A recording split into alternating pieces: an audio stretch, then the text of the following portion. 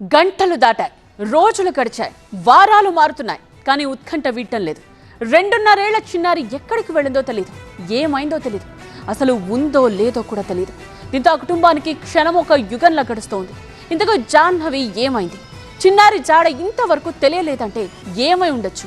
Kidnap అయిందా, లేక ఊహించింది ఇంకేమైనా జరిగిందా?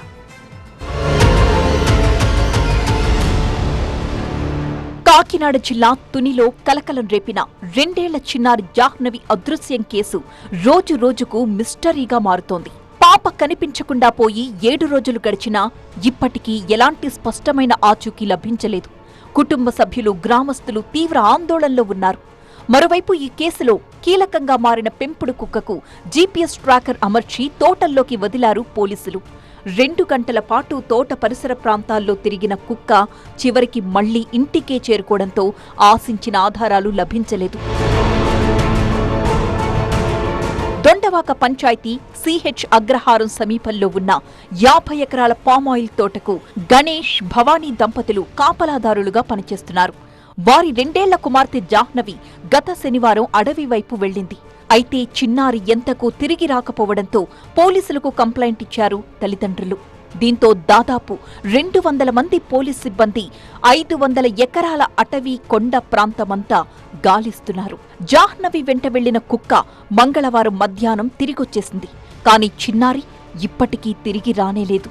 దీంతో చిన్నారి కుటుంబ సభ్యులతో పాటు స్థానికుల్లో కూడా ఆందోళన పెరిగిపోతోంది. దీంతో నిజంగానే పాప అడవిలో తప్పిపోయిందా, లేక ఎవరైనా కిడ్నాప్ చేసి ఉంటారా అన్న అనుమానాలు బలపడుతున్నాయి. వారం రోజులైనా చిన్నారి జాడ కనిపించకపోవడంతో కిడ్నాప్ అనుమానాలే బలపడుతున్నాయి. అందుకు కారణాలు అనేకం కనిపిస్తున్నాయి. కుమార్తె జాహ్నవి కనిపించక ఆ తల్లి భవానీ పడుతున్న బాధ చూస్తే మనస్సు కలుక్కుమంటోంది. బోనులో ఉన్న కుక్క దగ్గరకు వెళ్లి భవానీ మాట్లాడుతున్న మాటలు చూస్తుంటే ఆమె ఎంత నరకాన్ని అనుభవిస్తోందో అర్థం చేసుకోవచ్చు. జాను దగ్గరికి వెళతావా అంటూ కుక్కను పదే పదే అడుగుతోంది ఆ తల్లి భవానీ.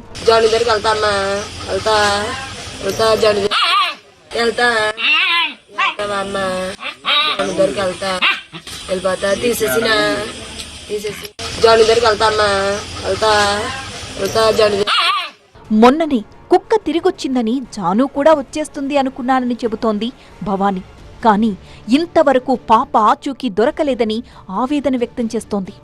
వచ్చినట్టునే చున్నీ పట్టుకుంటే నేనేమనుకున్నానంటే కుక్క వచ్చింది కదా అన్నంతా అమ్మాయి కూడా వస్తుంది కదా అనుకున్నాను సార్. పట్టుకోవడానికి ట్రై చేస్తే కుక్క అరిచేసి కళ్ళని కొట్టడానికి వెళ్తున్నానేమో అనుకుని కట్ చేసి వెళ్ళిపోయింది సార్. వెళ్ళిపోతే వెనకాల డిపార్ట్మెంట్ మేన్ గారు వెళ్ళాడు సార్. వెళ్తే మేన్ మనకి తిరగబడ్డారు సార్. కరడానికి ప్రయత్నించింది.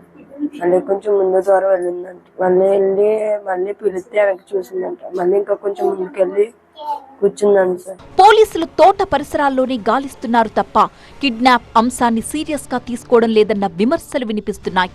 పట్టణంలోని బస్టాండ్ తప్ప మరో చోట గాలించడం, సీసీ కెమెరాలు ట్రాక్ చేయడం వంటివి ఎందుకు చెయ్యట్లేదని ప్రశ్నిస్తున్నారు స్థానికులు.